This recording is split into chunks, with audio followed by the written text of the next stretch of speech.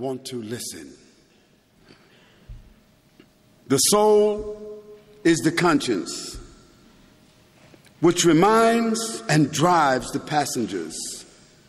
The soul is always irritating us, telling us about its origin, telling us about where it's going to wind up at, always trying to tell us to distinguish the difference between real and unreal.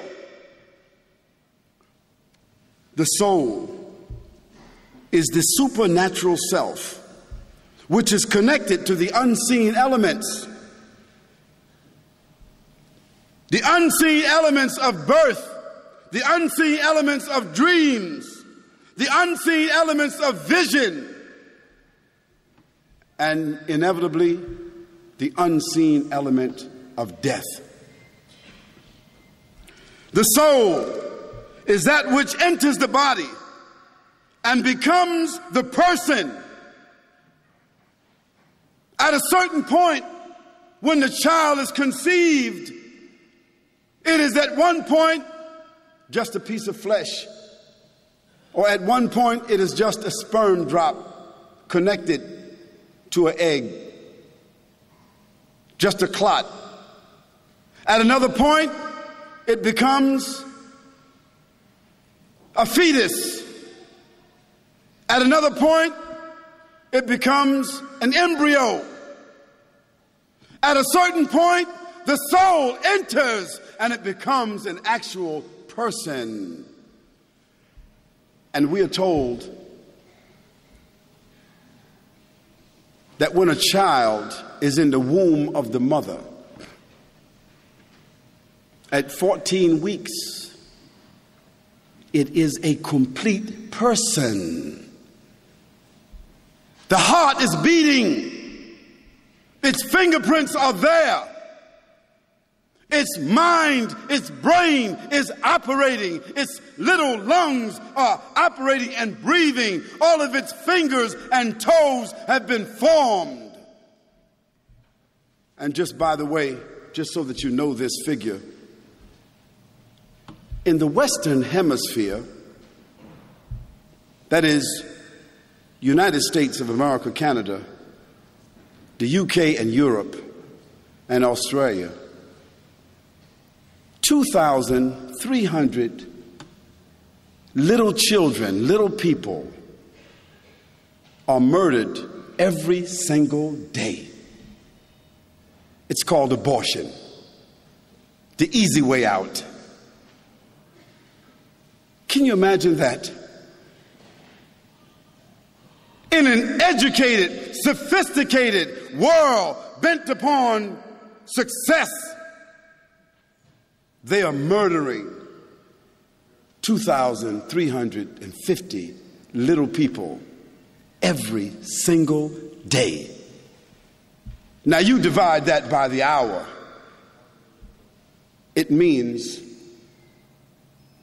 that more than 105 little babies are being slaughtered, aborted every hour. So by the time we finish sitting here, by the time we finish our lecture here in the Western Hemisphere, where people are sophisticated, wealthy, stable, educated, about 250 or 350 little people would have been murdered. But they call that abortion.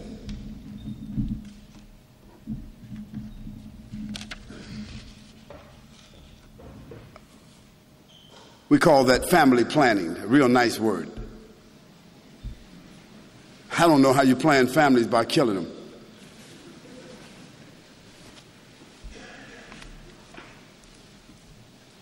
That's another subject that we really need to talk about, because I don't know how women, how they live the rest of their lives knowing that they killed the average young lady in the West who is unprincipled, unbridled, unconnected, and without guidance. The average lady in the West in the course of 20 years, she kills at least 3. Now, how she lives with that behind all of her makeup and mascara, I don't know. But Helena Rubinstein and Max Factor, they came up with a formula for that. Do you know what it is? Well, they take those little babies that they kill, they liquidate them, and they put them into makeup, so now you can kill a baby and wear it on your face.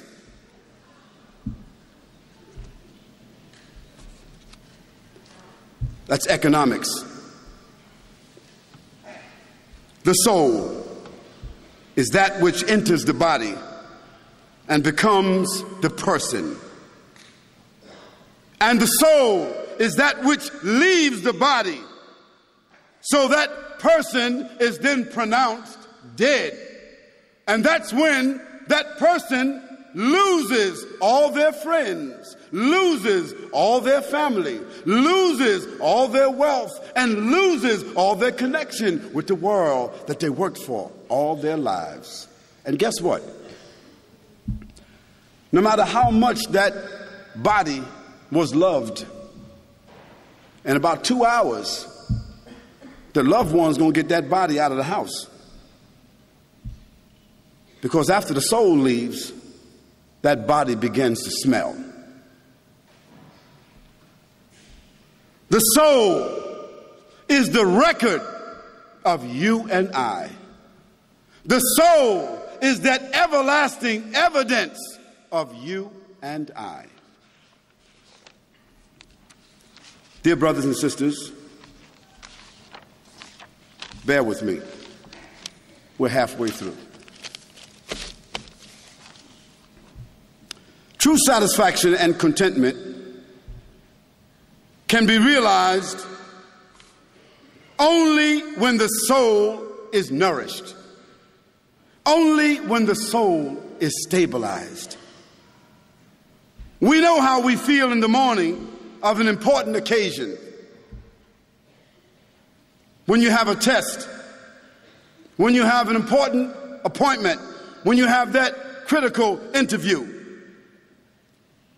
the opening of a special project, you know how you feel.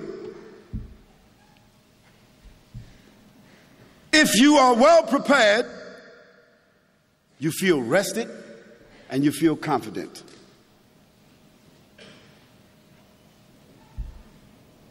We emanate that confidence. We have the resonance of confidence, and everyone that's around us can feel it. On the other hand, if we're not prepared, or if we're tired, frustrated, and confused, we will not be confident. And we will also emanate that frustration and that lack of confidence to others. Human beings can only be successful if they seek the contentment and the satisfaction of the soul, which in turn will provide them with a healthy, well-balanced